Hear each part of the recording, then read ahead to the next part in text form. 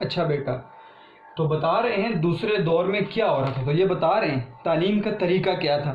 تعلیم کا طریقہ کیا تھا؟ املا کا طریقہ تھا، املا، ٹھیک ہے۔ ہم جب سوال نمبر 2 پڑھیں گے تو اس کے اندر آپ کو نظر آئے گا، دیکھیں میں وہی لکھ رہا ہوں، اسلامی حکومت کی وسعت ہو گئی، سرکاری سرپرستی نہیں تھی، عوامی کوششیں تھیں، املا کا طریقہ، یہاں تک ہم پہنچ گئے ہیں۔ دوسرے سوال میں ہیڈنگز یہاں تک پہنچ گئی ہیں ہماری، اسلامی حکومت کی وسعت بھی ہو گئی، سرکاری سرپرستی بھی نہیں ہے، عوامی کوشش، املا کا طریقہ۔ اب کیا ہے بیٹا؟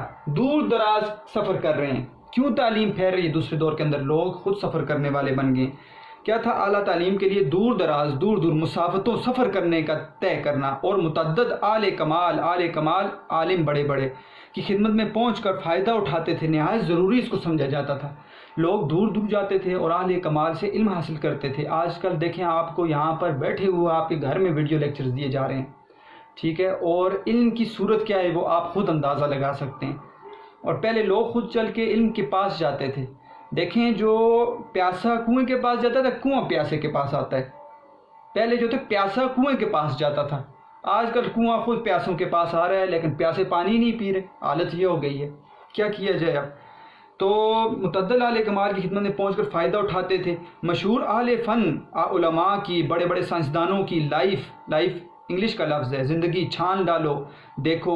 اس زمانے میں ایک مشہور فاضل جو سفر کی زحمت اٹھائے بغیر اپنے فن میں نامور ہو، اس زمانے کے لوگ ہمیشہ اس کو حیرت کی نگاہ سے دیکھتے تھے۔ کہتے ہیں مشہور فاضل بن گیا، بڑا عالم بن گیا، سائنسدان بن گیا بڑا، ٹھیک ہے۔ تو سفر کی زحمت، ٹھیک ہے، مشکل اٹھائے بغیر اپنے فن میں، اپنے علم میں نامور، مشہور ہو جائے، نامور کہتے ہیں مشہور ہو جانا، تو اس زمانے کے لوگ اس کو ہمیشہ حیرت کی نگاہ، تعجب کی نگاہ سے دیکھتے تھے۔ یعنی کہ ایک ایسا شخص جو سفر نہیں کر رہا اور مشکلیں برداشت نہیں کر رہا اور ماہر عالم بن گئے، ماہر فن بن گئے، تو لوگ اس کو حیرت کی تم کیسے بن گئے؟ وہ کہتے تھے تم کیسے بن گئے؟ تو علم حاصل کرنے کے لیے محنت، ٹھیک ہے، اور جب تک اپنی جان نہیں لگائیں گے تب تک اس دور کے لوگ سمجھتے تھے کہ آپ عالم نہیں ہو، آسانی سے علم حاصل کرنے کو وہ مانتے ہی نہیں تھے۔ تو کیا بغداد بتا دیا میں نے آپ کو، نیشا پور جو ہے نا بیٹا، نیشا پور یہ شمال مشرقی ایران کا ایک شہر ہے، اور ایک زمانے میں یہ بھی ایک علم و فن کا مرکز ہوتا تھا مسلمانوں کے لیے۔ چنگیز خان نے اس کو تباہ کیا ہے، تتاریوں نے۔ نیشا پور، قرطبہ جو ہے، مسجد قرطبہ کا نام آپ نے سنا ہوگا، یہ بھی اسپین کے اندر تھی۔ مسجد قرطبہ پر اقبال نے ایک نظم بھی کہی ہے۔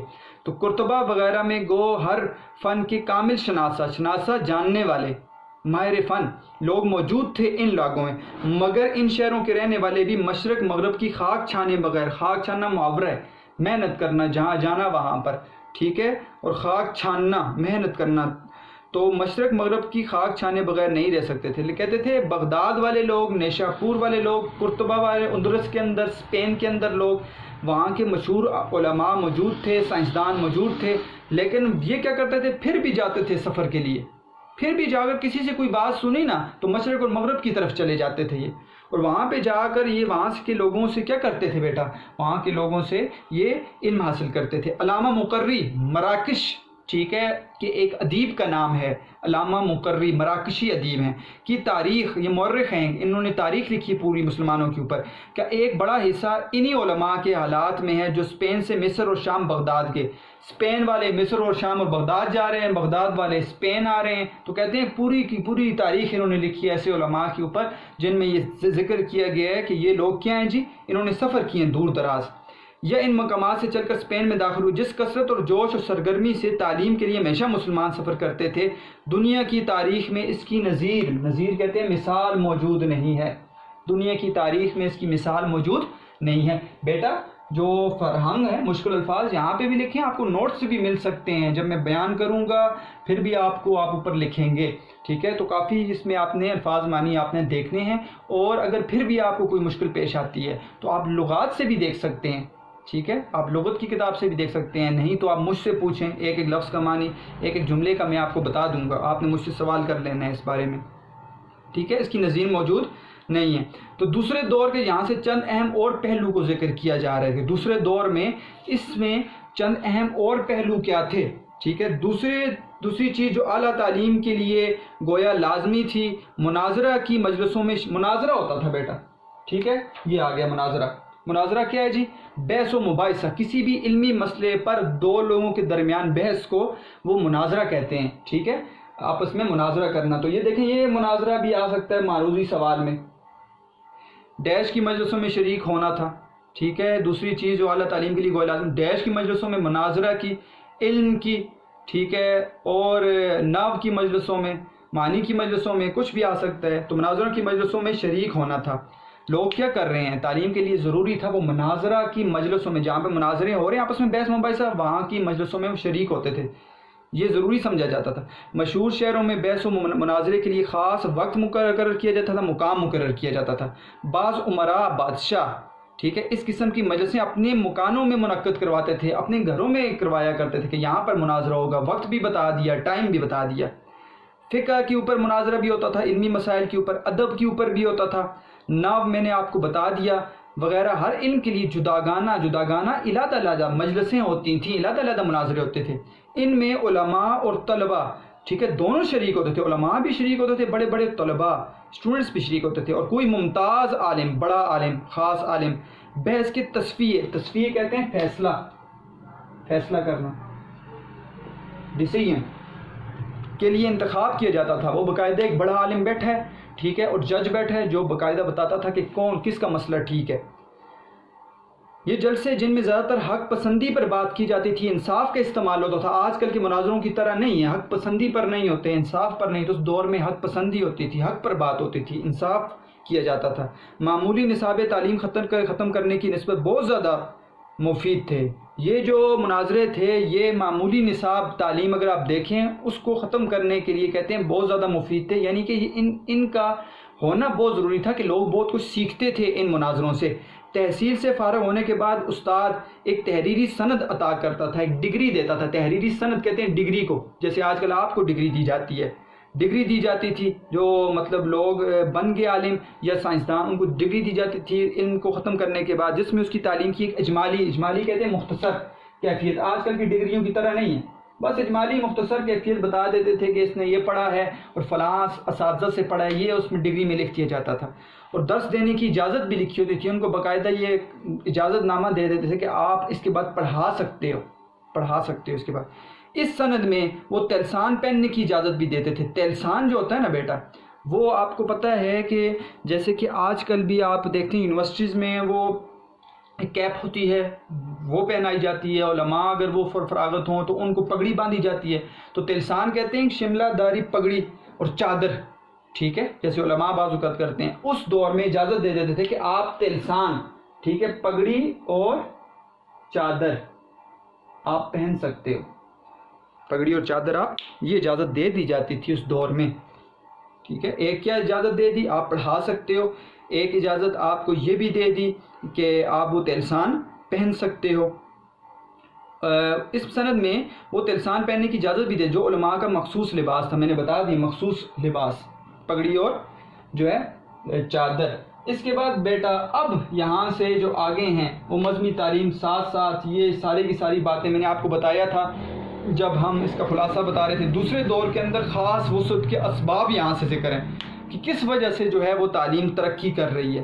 پہلا سبب یہاں پہ نمبر 1 خود لکھا ہوا انہوں نے، پہلا سبب دینی تعلیم مذہب کا جزء، یعنی مذہبی تعلیم عام تعلیم کے ساتھ ساتھ تھی۔ قرآن اور حدیث کوئی بھی علم حاصل کرو تو پہلا سبب یہ ہے کہ علم اس لیے ترقی کر رہا تھا کہ مذہبی تعلیم لازمی ہو گئی تھی، مذہب کی تعلیم آپ نے پڑھنی ہے۔ دینی تعلیم مذہب کے ضروری حصہ بن گئی تھی، جز بن گئی تھی۔ قرآن اور حدیث جس پر مذہب کی بنیاد ہے، عربی زبان کے ساتھ خصوصیت رکھتی تھی، قرآن اور حدیث سیکھا جاتا تھا۔ اتنے تعلق سے نحو، صرف جو ہے نا بیٹا وہ لفظ کا علم ہوتا ہے۔ میں نے آپ کو بتایا ہے جو نحو ہے وہ جملے کا علم، نحو جملہ، اور صرف جو ہے وہ کسی لفظ کو جاننا، اسم، فعل، حرف، اس کا تعلق صرف کے ساتھ ہے، اسم، ٹھیک ہے، کسی ایک لفظ کے اوپر بحث کرنا، ایک لفظ، وہ کیا ہے جی؟ مثال کے طور پر میں تصنیف کے اوپر بحث کرتا ہوں تو یہ اس کے اوپر بحث کروں گا تو یہ صرف ہے۔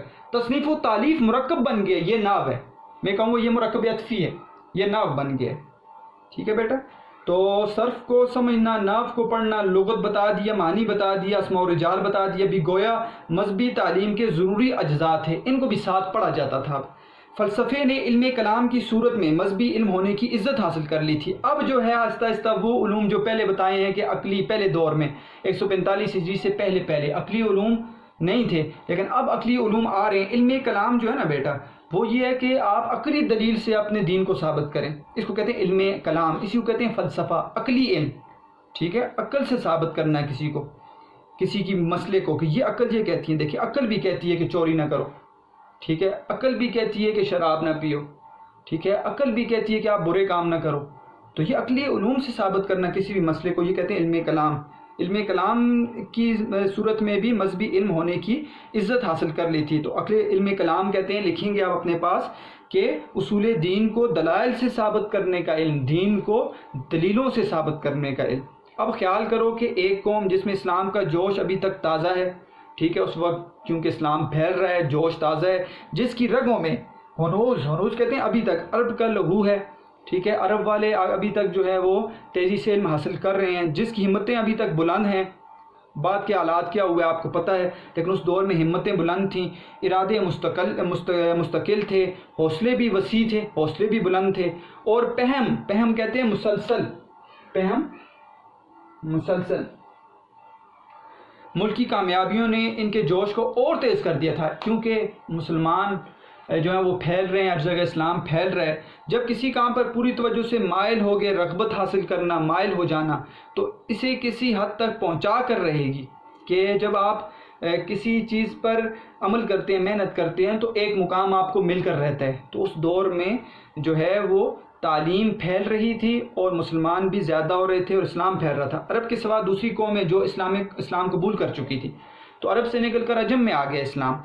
مذہب نے ان کو بھی انہی سرگرم جذبات سے بھر دیا۔ جس طرح عربی لوگ جو تھے وہ علم کے لیے محنت کرتے تھے، تو عرب سے